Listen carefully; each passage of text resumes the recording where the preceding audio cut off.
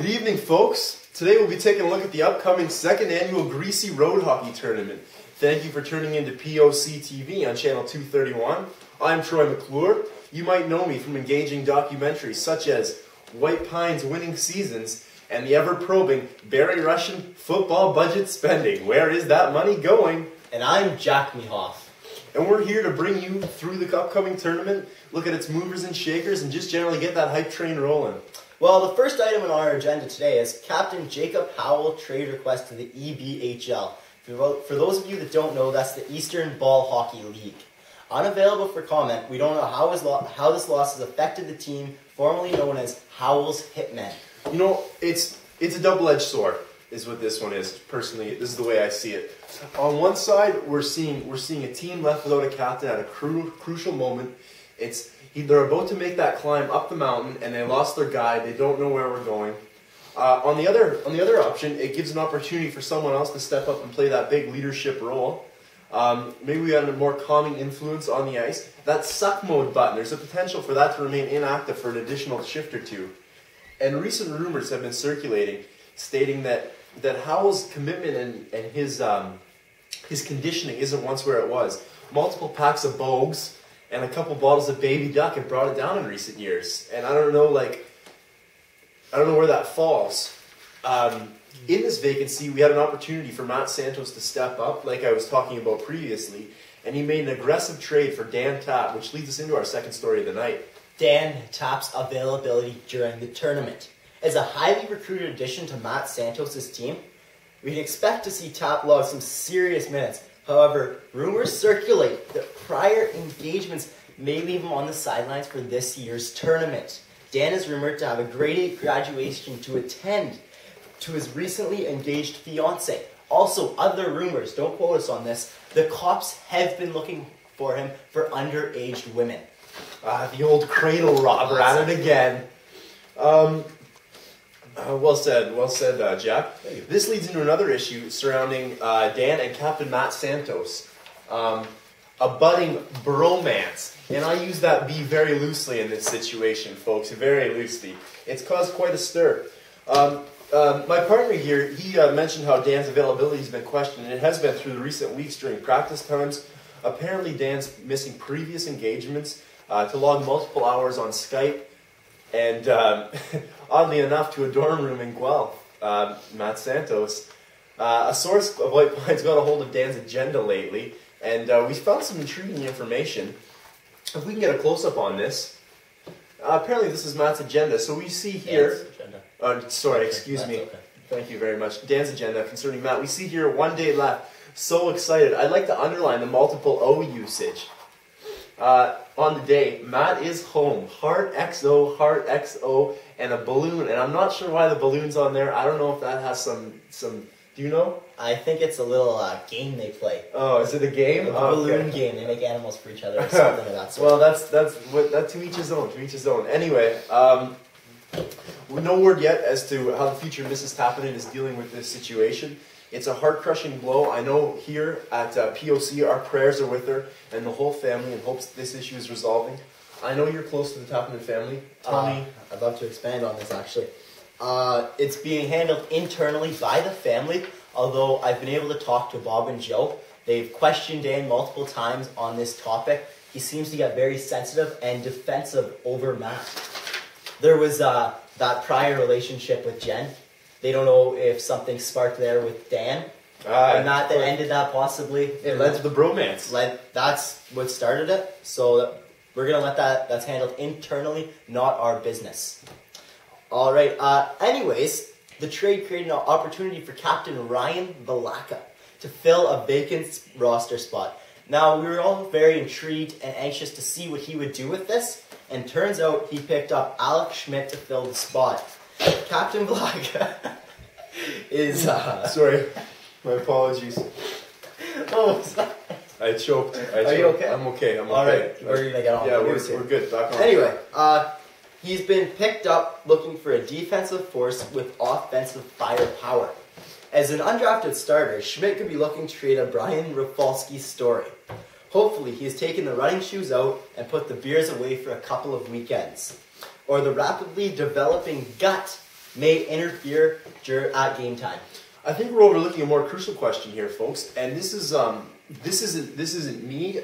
This isn't my opinion necessarily, but I think it's an issue it's circling around in society. It's the elephant in the room. It's the dirty elephant in the room, and it is how are players and parents of the players going to react to a ginger playing in a league? Today's gingers are the Maya Angelou of her age. They're fighting for equality, and anytime you bring that subject up, and I know it's unfortunate, and I wish it wasn't this way, but tension materializes, and the issue is something that has to be addressed. For example, we had a quote with a fairly eccentric parent lately. A recent interview, one of our viewers, and this is what it said. I think it's a horrible idea, and the thought that the second annual Greasy hockey tournament would even stoop to that level disgusts me. She said disgusts on that. She is absolutely appalled that they would go to this extent to just have gingers playing. Sorry to interrupt. Mistake. We're making a correction. Our producer just came in, and I thank him for this. It appears that gingers, in fact, do have souls. I'm just clarifying that for our viewers. They do have souls. So my apologies. Nonetheless, various different issues are going to raise on the issue. Only time will tell how it's going to develop. A couple of recent emails, from our viewers. A recent email submitted by our readers posted these questions. This one from Mike Oxbig.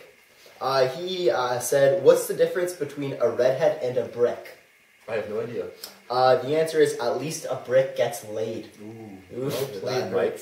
Harry Cox sent this one in. How do you call a ginger? Excuse me, what do you call a ginger, I believe is that word.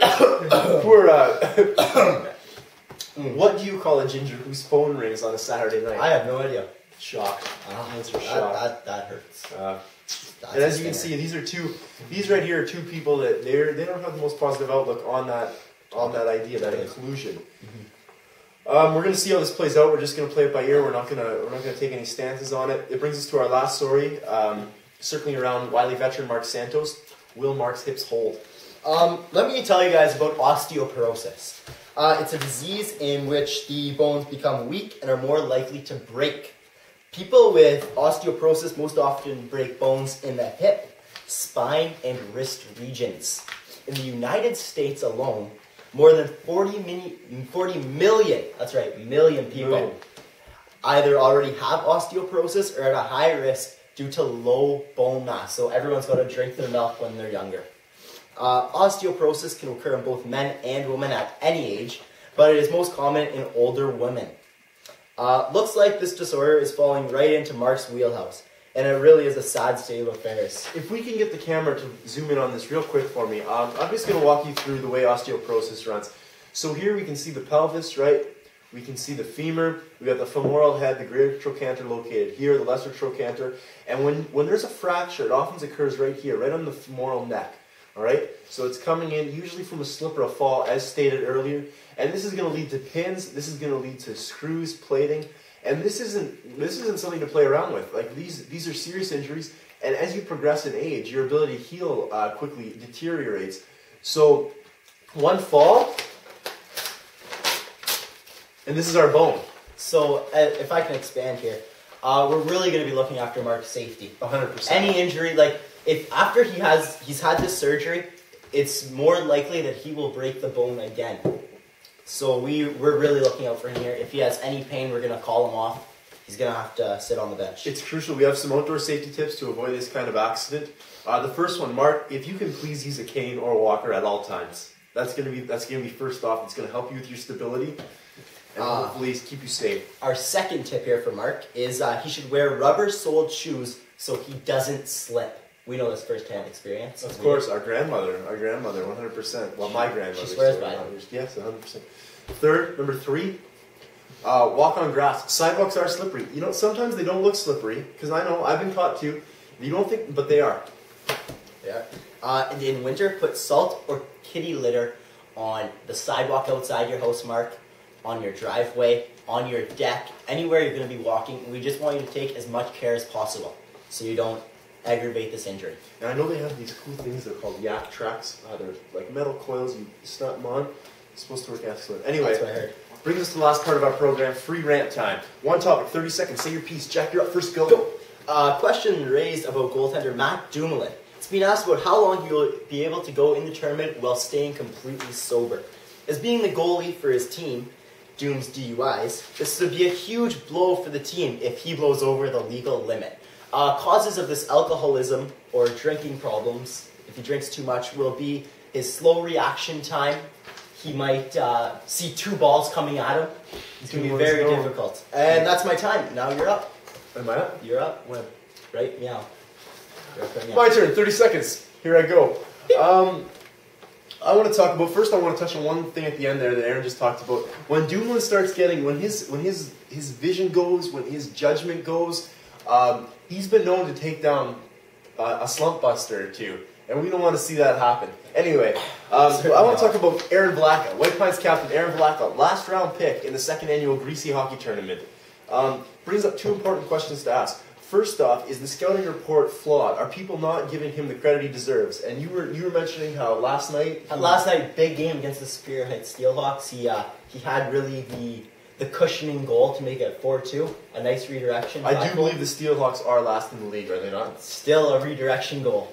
All right, nonetheless. It begs questions. Previous players in the 2nd annual road hockey tournament with letters on, Matt Santos, Adrian Black, Todd Hicks, have all been picked higher than Aaron. First round draft picks. So first round draft. So we're going to see how that plays out. This is an opportunity for Aaron to show maybe what they missed out on. The other issue is White Pines leadership could be gone at that school. But we're gonna just play by ear. He's been there for 3 years, and I feel, as I've talked to him, I've seen him in media interviews, he feels that in his 3rd year he really should take a higher role to help the team out. We'll see how that plays out. Anyway, this concludes our broadcast. I'm Troy McClure. And I am Jack Mehoff. Thanks for tuning in to POC on channel 231. Till next time, head on a swivel and stick on the ice.